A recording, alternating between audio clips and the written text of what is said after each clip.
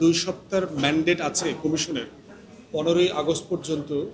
সেখানে বোধ করছি যে যেই তাড়াহুড়াটা আমরা দেখতে পাচ্ছি, অনেক রাজনৈতিক দলও একটু ক্লান্ত হয়ে গেছে এবং তারা বোধ করছে যে সংসদে রেফার করে অনেক সমস্যার সমাধান করে দেওয়া যাবে। তো আদৌ এই কমিশন আসলে কন্টিনিউ করবার প্রয়োজন নাই। কিন্তু বাংলাদেশের সংসদ কতটুকু ফাংশনাল হবে, কারা সংসদ সদস্য হবেন, কারা টিকিট পাবেন, এটার গত 53 বছরের ইতিহাসটা আমাদের কাছে পরিষ্কার এবং সেটা সন্তোষজনক না।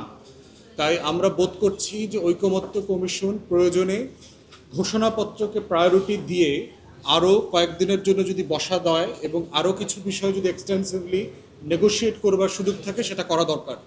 একটা জিনিস মাথায় রাখতে হবে যে ঐকমত্যটা সারা দুনিয়াতে অনেক জটিল।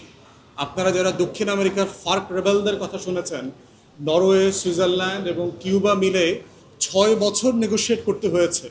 নেপালে দেখেন, এই মাওয়িস্টদের সাথে বছরের পর বছর, দশকের পর দশক নেগোশিয়েট করতে হয়েছে।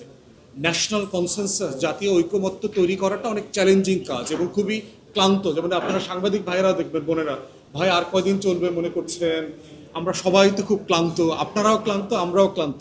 কিন্তু ন্যাশনাল ইন্টারেস্টে জাতির জন্য তো আসলে কষ্টগুলো করতে হচ্ছে। আমরা যারা সারাদিন মিটিং করে আবার রাতে এতগুলো কাগজপত্র নিয়ে সারা রাত ধরে লেখাপড়া করি, যেটার জন্য আমাদেরকে আসলে খুব বেতন দেয় না, তো রাষ্ট্র বেতন দেয় না, জনগণও বেতন দেয় না। তো আমরা এই কাজটা আসলে কেন করি? মানুষের জন্য করতেছি, দেশের জন্য করতেছি, 1400 শহীদের জন্য করছি। গণ অভ্যুত্থানের এত বড় ত্যাগ, এত বড় একটা ঐতিহাসিক ঘটনা ঘটে গেছে, এটার থেকে যদি আমি ফল আনতে না পারি দেশের জন্য, রাষ্ট্রের জন্য, তাহলে সেটা খুব দুঃখজনক হবে। তাই ক্ষমতার ভারসাম্য এবং রাজনৈতিক দলগুলোর ছাড় দেবার যে জায়গাটা, সেখানে আমরা দেখতে পাচ্ছি না।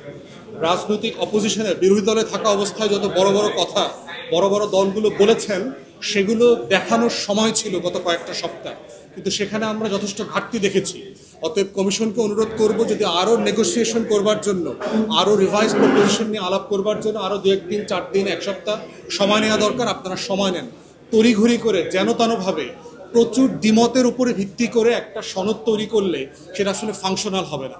এরপরে দেখবেন আর একটা এজেন্ডাভুক্ত আলোচনা বাকি রয়ে গেছে, সেটা হচ্ছে এই সনদের স্ট্যাটাস কি হবে। সেই স্ট্যাটাসে কিন্তু আরও যথেষ্ট জটিলতা হবার সুযোগ আছে। অতএব আপনারা পলিটিক্যাল পার্টি এবং নেশন সবারই এই ব্যাপারে যথেষ্ট ধৈর্য ধরবার সুযোগ আছে এবং প্রয়োজন আছে বলে আমরা মনে করি।